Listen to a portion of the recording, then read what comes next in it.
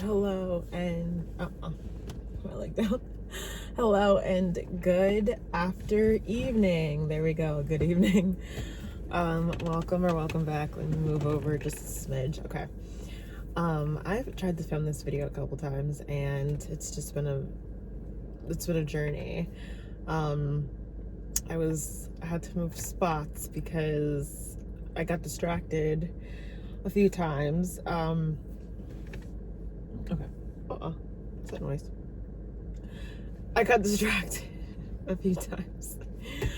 And yeah, somebody they were meeting with this one person, and then they were driving away, and then when they were driving away, something literally popped off their car. I don't know what it was, but you could hear like a big pop, and then something just was hanging and like flopping as they were driving away. Then they pulled over, and so that happened, and then that just kind of it caught me so off guard, and I just stopped. I didn't even know where I was going with what I was talking about. And then literally a whole entire I don't even know what to call it, 3 different people, cars, they just came up next to me, and they were just kind of, yeah, so I was like, okay, I had to leave. But this seems like a better spot because there's no one here really. I mean, there's a couple people over there, but it's fine. So anyways, good evening. Oh my goodness. This hopefully will not be too long.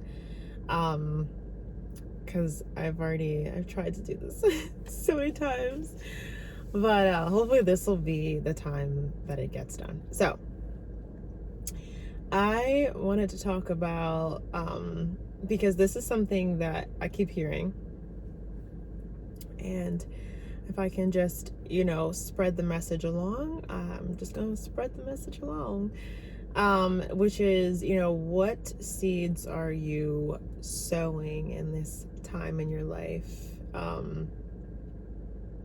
So that's the question. I'm reading this book. It's called I almost called the State of Baton. It's not that. It's The Bait of Satan by John Bevere. And I've heard about this book before. And then I recently just went to a conference, and Megan Ashley, actually, I don't know if I was introduced. Sorry, now I'm yawning. This is great. I don't know if I was introduced by Megan Ashley, this book, but she had said it before, and then she was at this conference that I had no clue that she was going to be at until probably a week before the conference now.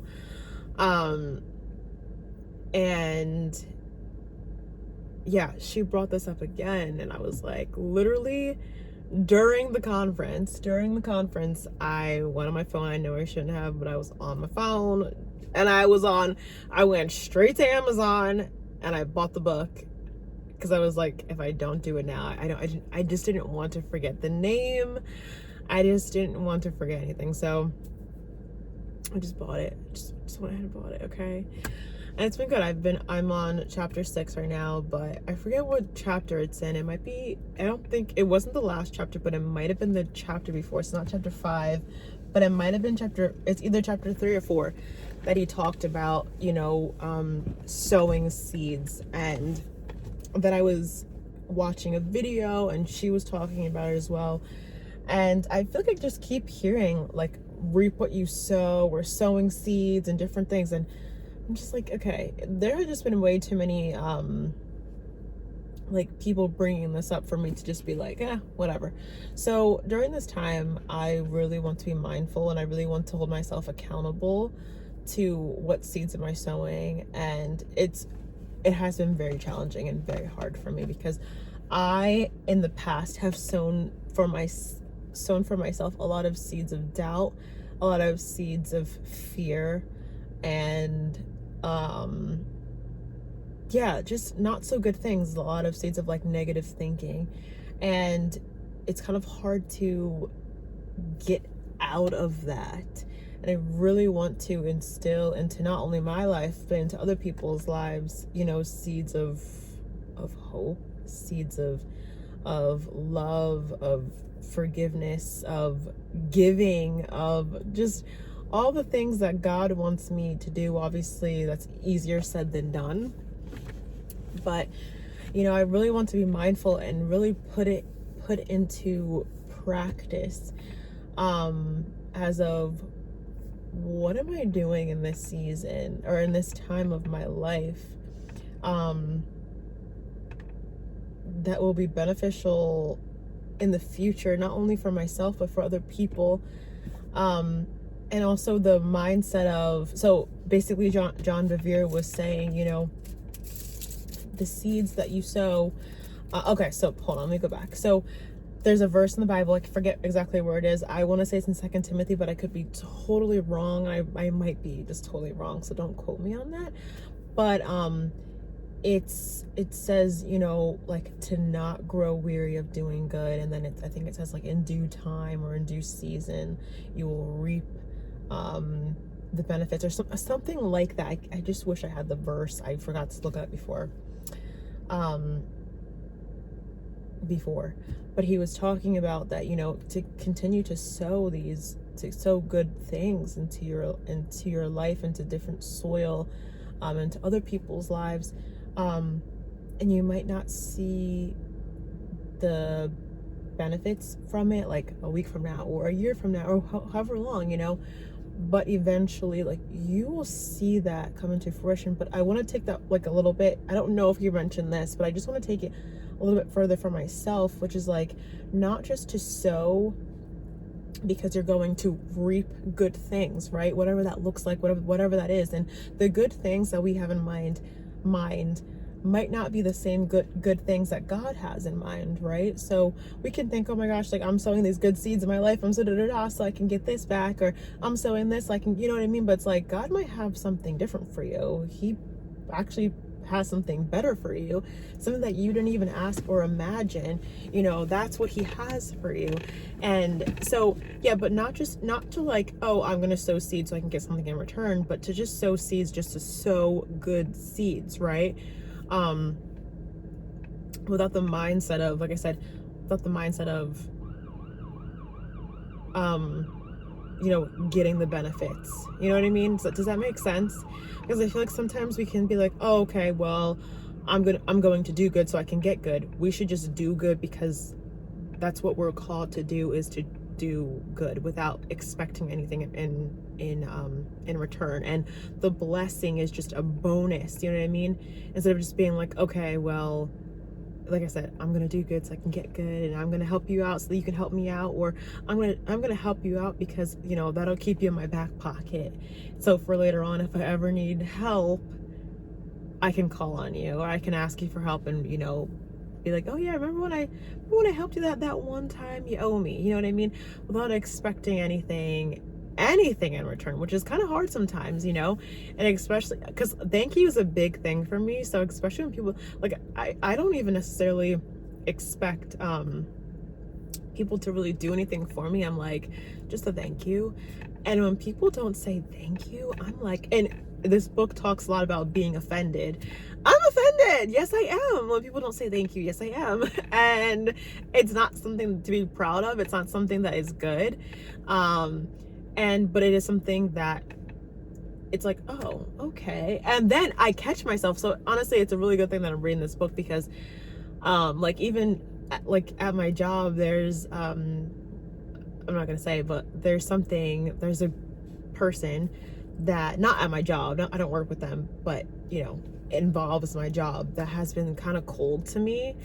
And in my heart, and I was just thinking, I'm like, you know what, they've been kind of rude to me, or they've been kind of cold to me. So, you know, why am I going to be nice to them? Or why am I going to be like, go out of my way to do things for them when they really haven't gone out of their way? Like they don't ask me if I need help, or, you know, when I'm like doing things for them, they just kind of like, they're just sitting there, you know, I'm basically invisible.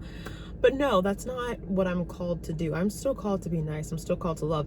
You know, I don't need to, you know, be all but I'm like, I'm still called to love them, you know what I mean? So I don't need to just completely be like, oh, I'm gonna do the absolute bare minimum for these. Like, that's not the right mindset that needs to be had. Even when people are not treating me well, I still, you know, should be treating them with kindness, you know what I mean? And praying for them. Like the scriptures say, you know, bless those who curse you, pray for those who persecute you. And you know, in the, I think it's in Luke, where it says, you know, if you love only those who love you, what good is that? You know, only the tax collectors and only the sinners, or it's not only, even the tax collectors do that, even the sinners do that. And if you lend to those who can, I think it says that if you lend to those who can pay you back, if you only lend to those who can pay you back, you know, even the non-believers do that. So what, you know, what different,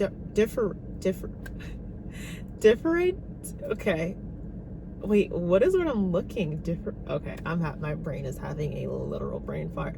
But you know, what makes you different from other people? What makes you stand out as a believer in Christ if you're just doing the bare minimum, or you're just loving those who love you, lending to those who can repay you back, you know?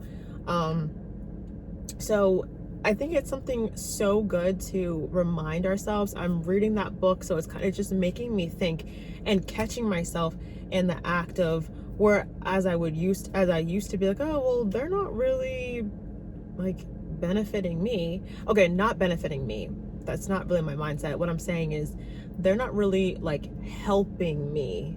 I'm thinking about this specific time like in my life as an example at my job with these people. I'm like, they just sit there while I struggle to like do certain things, and they just like sit there and they don't ask if I need help. They're very cold to me, you know. And in my head, like I said, I'm just kind of like, why would I even, you know, do this or go out of my way to do this? What, like, oh, they don't need me to bring this box back. I'm sure, you know what I mean? It's like, still continue to do good. Do not grow weary in doing good. Does that make sense? I don't know. I don't really want to give specifics in my story because I just don't want to. But I was just giving that as an example amongst many things in my life and many different people that aren't as nice to me or aren't as, you know, loving and as embracing to me as I would like them to be, or as I am to them.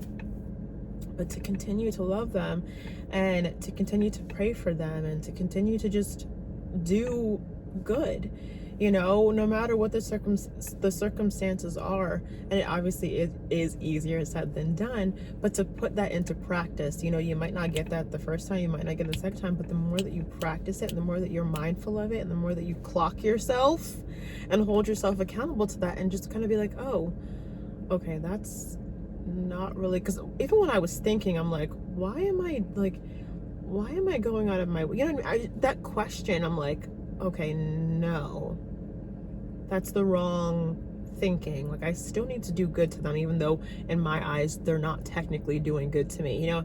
And like I said, that's just one example. There's so many different other things and circumstances and scenarios that I could bring up, but I'm not going to. But you know, and you can also just make that personal in your own lives. You know, there's so many different things that you could think of, like I said, that you know, are treating you unfairly and, you know, this and that. I'm not saying that you should stay in an environment that's toxic. You can still like remove yourself and still love them, right? You can still leave and love them. You can still leave and pray for them and wish them, you know, good things and whatever.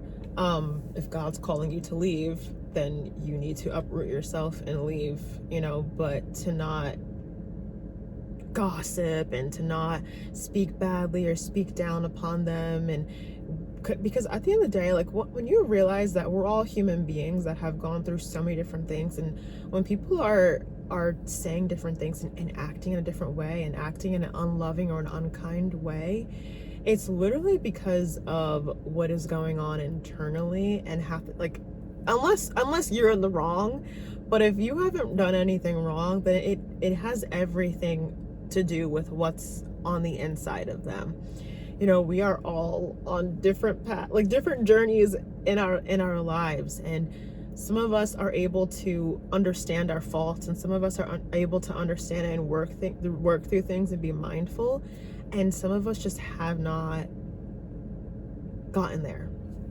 So, to give that grace to people, because it's like, if you deserve grace, then so does everybody else, because no one else is perfect, right?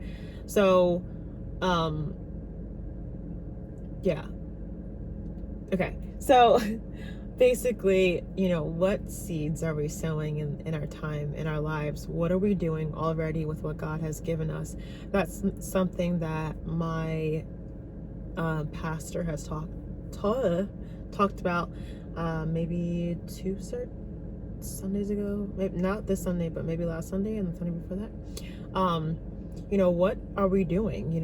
What are we doing with what God has given us? The talents, the money, the blessings, the different things. Our houses, you don't even have to be like, oh, let me donate here, let me do it, like donate there. It could be just inviting people over to your house. If you can cook, if that's what God has given, the talent of cooking, inviting people over to come into your community and to spread the gospel, to talk about what God has done in your lives, whether to be to believers or unbelievers or whoever, just to like create a non-judgmental, loving, but also truth-telling environment.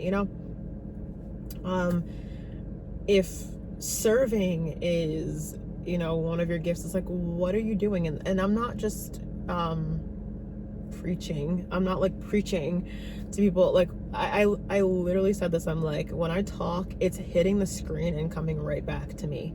I'm talking to myself too. I'm not just like, what are you doing? Like, it's literally like, what am I doing? I'm clocking myself too. Okay, I'm clocking the T-Wig sis mama on myself, and I'm like, what am I doing? With the things that God has given me, the talents, the abilities, the blessings, the different things that God has literally blessed me with. Like, what am I doing? I think about the story of, oh my gosh, I'm drawing a blank now. I just drew a blank. Was it that one, the talents? The parable of the talents? Oh my gosh. I think so. I'm drawing a blank. But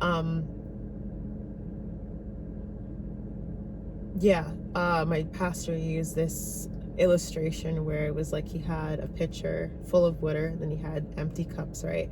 And God was the pitcher. So he pours out and fills up the one cup, and the one cup represents like us, right? And he was mentioning how he's like, people come to me all the time and they're like, oh, pastor, I don't feel like God is really moving in my life. I don't feel God. I feel like I've kind of hit a wall, and and I'm asking God to like, fill up my cup or whatever it is, like whatever. And he's like, well, what have you done with what he's already given you?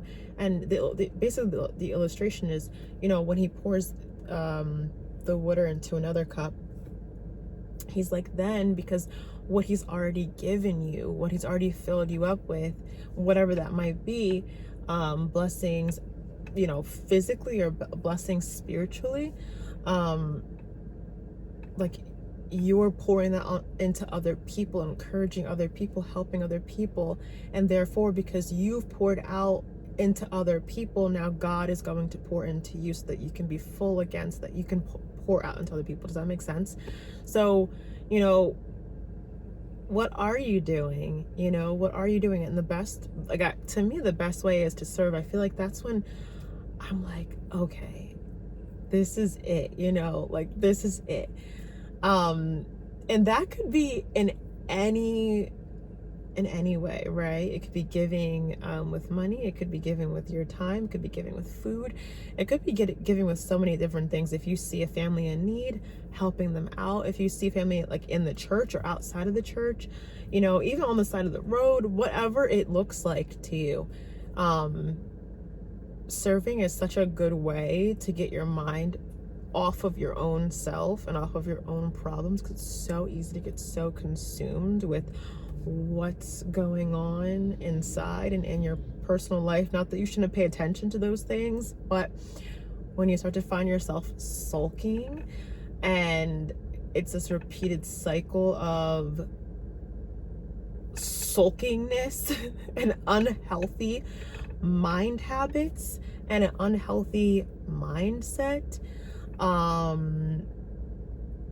yeah, it kind of, I don't know about anybody else, but it kind of makes me think, like, forget that other people have issues too. Like, you know, when I get, because you know, I can be alone a lot, and I like being alone. I'm yeah. So sometimes I'm, you know, and then when I get in that state of like where I'm just alone and I'm like in my own head and and then when I'm around other people, I'm like, I'm hearing other people's circumstances, I'm like, oh my gosh, I have forgotten. I've been so consumed with myself and my own problems, my own issues, that I have literally forgotten about other people. And if I were to have just reached out and asked them if they needed prayer, if they needed this, it would have gotten me out. Because when I'm serving, it's so helpful for me when I'm listening, and if I'm able to give good, like if I'm able to give good counsel, good advice, or if I'm serving here, if I'm doing this, it really does help me and bring me out of this toxic energy and toxic mindset that I can be in, or that I can get in, because it's like I'm able to take the focus off of myself, take the focus off of my problems, and put my focus onto someone else, and to be able to help someone else. So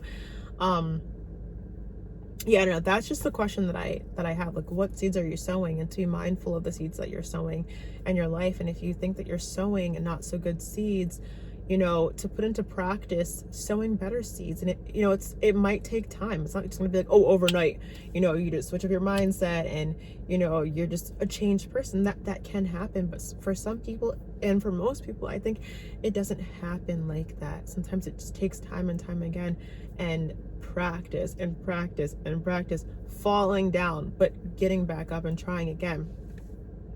So that's something that I just kind of wanted to put out there, and for people to be mindful, if people even watch this, for just people to be mindful and to kind of like further the message of that, because it was really helpful and beneficial for me. And I think especially in this time right now, you know, because the video that I was watching, so it was, oh wait, I don't think I mentioned the video. So the Bait of Satan, this book had mentioned, you know,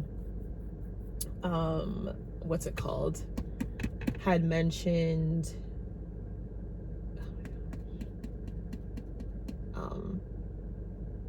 the reap what you sow, or like, you know, what seeds are you sowing.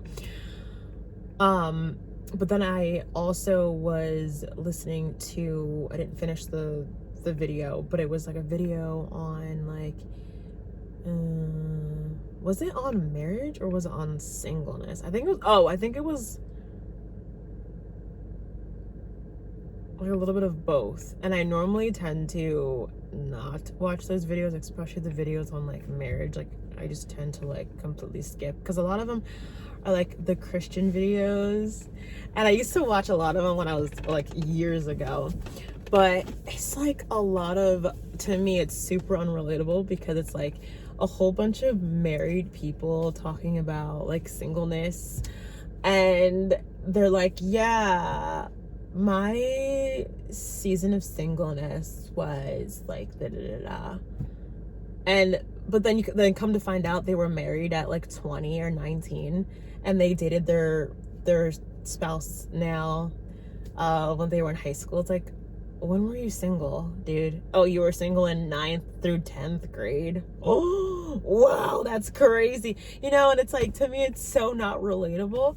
So I just am like, whenever I see, because I have a lot of Christian content on my page, because I watch a lot of Christian content. So every once in a while, like something about that type of topic will pop up, and I'm just kind of like, skip, because I'm like, no. And this one, I don't know, I was like, you know what? I felt drawn. So I was like, okay, fine. Clicked on it. And I didn't even finish it, but I felt like I got what I needed to get out, and it was that part. And you know, yeah, it's just helped me to be super mindful. And like I said, in the time, and I refrain from using the word season, because like a season is what, like 3 months, right? Isn't it around like 3 months is a season? And yeah, I'm like, seasons are, there's like a time frame to a season, and human season and life seasons, there's no time frame. Okay, so I like to use the word time, you know, what time I'm in this time, you know, in my life, not season, because it's not a season. Sometimes it's longer than a season, right?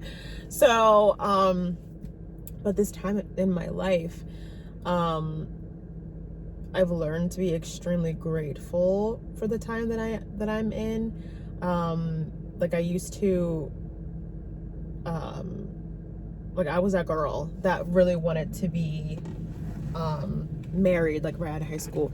I was like, I want to be married right out of high school. I want to have kids. I don't want to work. Like that's not how my life went. That is not how my life went. I am still working full time. Okay. Do I want to be? No, not at all.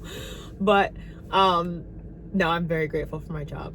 But yeah, I work very hard, and I've always worked very hard. That's not really I'm not motivated by work. I'm not like climb the corporate ladder girly. That's not me at all. Not at all, okay? But when I was younger, I was like, oh my gosh, I want to get married. I want to you know, and that was how I wanted it to be. Looking back, I'm so grateful that are my lights on? My lights are on. I'm so grateful that did not happen. And yeah, I'm very, very, very thankful, because I remember my cousin, I know I'm kind of going back and forth to like different stories, but my cousin had said she got married later on in her life. We actually just went to go visit her, and she had said, she's like, I'm so thankful for the time that, you know, God had me married, even though it was later on in life. She was like, I am so much of a better wife now than I would have been, you know, years earlier. And I can really agree with that. Not that I'm a wife, but I'm just saying, like, I look back on my life and where I was right out of high school, please. Oh my gosh. Duh, I would no. Like, no, I don't think I'd be a terrible wife. I just was not very spiritually mature, very mentally mature, like at all. And you know, I look at my life now, and I was just thinking about so many different things, and I was like, you know, sometimes I think about, you know, my wedding and how I would want my wedding, and other times I'm like, maybe I shouldn't be thinking about this. I don't really know what God's will is for me. So yeah, but I'm like, my view of a wedding now has completely changed from my view of a wedding and what I wanted my wedding to be like back, you know, even just last year, honestly, even just like a couple months ago. Like, my view is totally changing.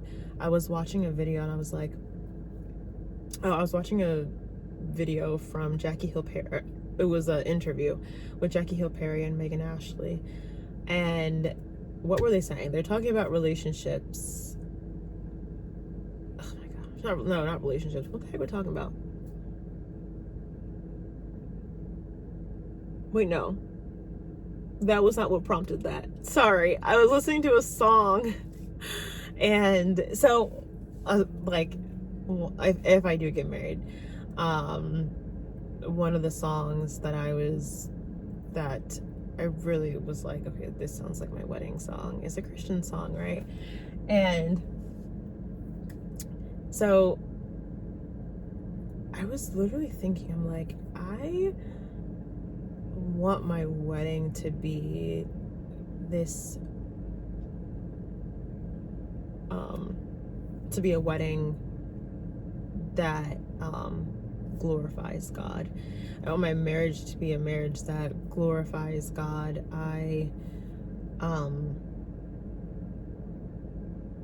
And my life, period, to be a life that glorifies God. And I was like, I really want my wedding to be almost like a worship ceremony to God. Like, if you would have asked me, back in the day, or even just a couple of years ago, I mean, I think back then I kind of wanted a big wedding, and then I kind of was like, no, I think I would want a smaller wedding, and but like I probably would have like said like, oh yeah, I want like a DJ, and and I want this song, this to be our song, and blah blah blah. Like, my views have completely changed, like completely. I do not want a quote unquote traditional wedding where it's like white dress, in a church, like hundreds of people, this big extravagant wedding, and I have a rock that's huge, and we just spend so much. I don't want that. I want it to be so simple and like intimate, but us just like getting together, praising God. Like, I don't know, I can't really explain it, but I want it to be like, I want it to be like almost like a worship ceremony. Like, I don't know how else to explain it.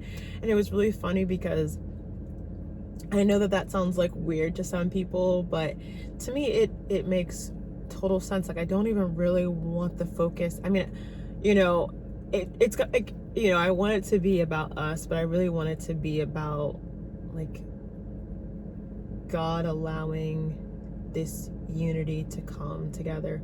And also, like, a big thing for me is obviously someone that is able to, like, I know people say this all the time, but bring me closer to God.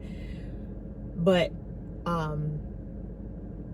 like, a big thing for me is my individuality.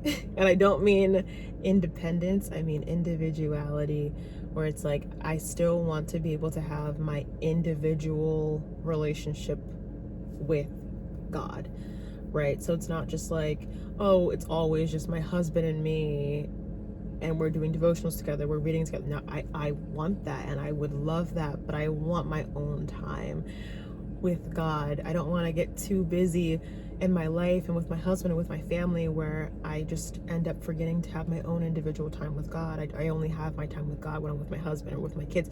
Like, I want that individual relationship with God to always, always, always, always, always be there.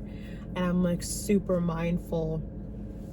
I'm like super mindful now, especially I was telling my friend, I was like, dude, if I get married and I turn to that person that forgets all my friends basically, and I only hang out with my husband, I was like, I give you the right to clock me, seriously, like, clock me for real, call me out, because I don't want to be that person that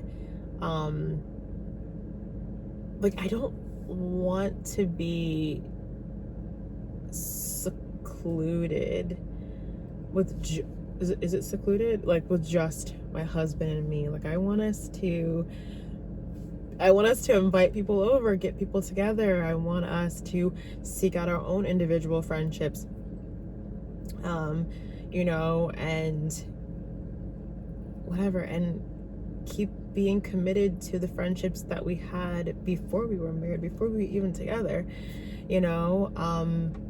That to me is extremely, extremely, extremely important. So, like, my view has totally changed on so many different things. I think of just the different things that I have experienced and things that I've gone through, and my own personal life. And as of recently, I'm like, that's not really how I want it to be. Like, I really want things to look different. You know what I mean? I don't know how really to explain it. But so with all that being said, it's like just kind of sitting still and where, you know, God has you, sitting still in that moment of what he's trying to teach you, what he's trying to explain to you, where he has you, what he's trying to instill into you, because you just don't know. You know, you don't know. He could, I mean, even though it's taking a long time, it might seem like he's not going to give you what you've been praying for, but you don't know what he's trying to like stir up into you. Because I just look back on my life where I'm like, you know, my views have completely changed, and I'm so thankful for this time, so thankful for like being single, and for allowing God to be able to work in me and through me in so many different ways and cultivating different things in my character. I'm excited to see what else he's going to do and cultivate within me. So I don't know, I guess just like trusting the process, even though trusting God, even though it's like really hard sometimes, because you're just like, you don't know what's going to happen and you don't know the future and you can't tell. But yeah, just knowing that it's in God's hands, like it really is, and that he is a trustworthy God, and that's bouncing back off the screen and coming right back at me to remind myself that he is a trustworthy God. So anyways, hope that was at least of some type of encouragement. Hopefully that made some type of sense too. And alrighty, I will see you guys next time. Adios.